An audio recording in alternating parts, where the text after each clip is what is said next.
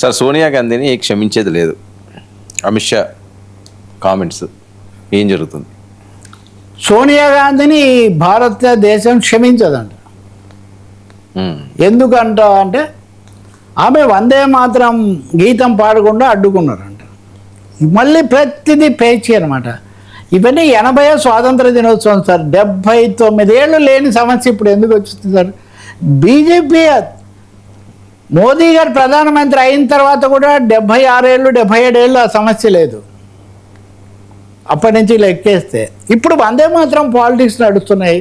ఈ వందే మాత్రంలో ఆమె నిన్న అక్కడ పాడుతున్నప్పుడు ఎవరో పాడారు, ఆ మొత్తం 2 చరణాలు పాడాలి అన్నది రాజ్యాంగం చెప్పింది, మొత్తం పాడాలి అని ఇప్పుడు ఈ ప్రభుత్వం తీర్మానం చేసింది. దాని చాలా ప్రతిపక్షాలు బలపరచలేదు. మొత్తం పాడుతుంటే బహుశా మొత్తం కాదా 2 పాడండి అని చెప్పినట్టుగా ఉన్నారు.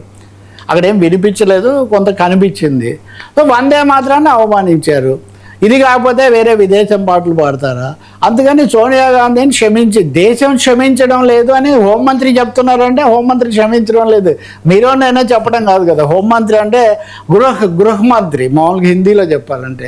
సో దేశానికి ప్రాతినిధ్యం, రక్షణ బాధ్యతలు చూసే అంతర్గత రక్షణ చూసే హోంమంత్రి గారే అలా అంటున్నారంటే క్షమించడం లేదు. అదే కాంగ్రెస్ నాయకులు అందరూ చేతులు పైకెత్తి క్షమాపణలు చెప్పాలి, లేకపోతే కుదరదు. వందే మాత్రాన్ని మీరు అవమానిస్తారా? చాలా అది చాలా డైవర్షన్ అండి, పెద్ద డైవర్షన్ గేమ్. ఏ సమస్యలు లేవు. ఇప్పుడు ఈ వందే మాత్రం పాట పూర్తిగా పాడాలా, ఏదన్నా పార్లమెంట్ సమావేశాల్లో ఘనకార్యం ఏదైనా చేస్తుంటే వందే మాత్రం మొత్తం పాడాలి అన్నది. దాన్ని తమిళనాడు ఒప్పుకోలేదు, కేరళ ఒప్పుకోలేదు, ఇంకా ఇతర దక్షిణాది రాష్ట్రాలు ఒప్పుకోలేదు, చాలా చోట్ల పాడలేదు కూడా. అదంతా అయిపోయింది. ఆ రాష్ట్రాల మీద నిజానికి కేంద్రానికి రాజ్యాంగ రీత్యా అధికారం ఉంది, వాళ్ళ జోలికి పోవట్లే ఇప్పుడు అమిత్ షా. ఎందుకంటే అది రాజ్యాంగపరంగా కోర్టులో అమలు కాదని ఆయనకు బాగా తెలుసు. దాన్ని రాజకీయ వివాదమే చేయదలుచుకున్నారు. సో ఆయన అలా అన్న తర్వాత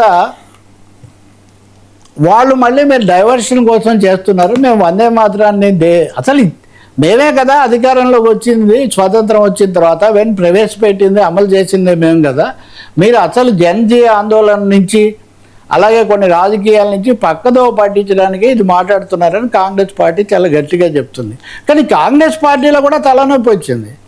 అదేంటంటే కేరళలోనేమో దీన్ని పాడాలని ప్రయత్నం చేశారు, తెలంగాణలోనేమో ఏమీ స్పందన లేదు, కర్ణాటకలో అటు ఇటు కాకుండా ఉంది. సో కాంగ్రెస్ పార్టీకి కూడా ఈ విషయంలో స్పష్టమైన విధానం లేదు కాబట్టే ఏఐసిసి కార్యాలయంలో మొత్తం పాడడానికి వాళ్ళు సిద్ధపడ్డారు.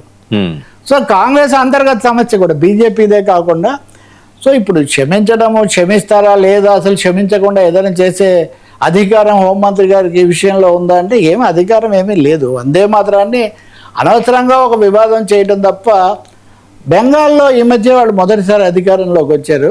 బెంగాల్లో సుభాష్ చంద్రబోస్ పేరుతో ఉన్న రోడ్డు పేరు మార్చి దీన్ దయాళ్ శంభు వాళ్ళ నాయకుడు ఉన్నాడు కదా, ఆయన పేరు పెట్టారు.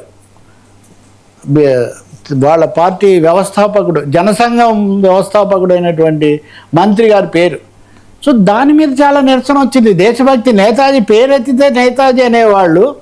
దానికి ఏంటంటే అని బెంగాలీలో చాలా రియాక్షన్ వస్తే లేదని మళ్ళీ మార్చి అదేమి లేదు, అసలు అక్కడ ఆ పేరు నేతాజీ ఉందని స్పష్టత లేదు కాబట్టి ఈ సమస్య శ్యామాప్రసాద్ ముఖర్జీ ఆ పేరు స్పష్టత లేదు కాబట్టి వచ్చిందని మళ్ళీ సర్దుకున్నారు. అంటే నేను చెప్పేది ఇంకెవరన్నా అంటే కూడా చాలు, నేతాజీ కూడా అనగానే మీరు దేశభక్తులను అవమానించారు, నేతాజీ వర్సెస్ నెహ్రూ అని. కాబట్టి వందే మాత్రం రాసిన బంకిం చంద్ర చటర్జీని కూడా వీళ్ళు తప్పుగా మాట్లాడారని బెంగాల్లో ఒకప్పుడు నిరసన వచ్చింది.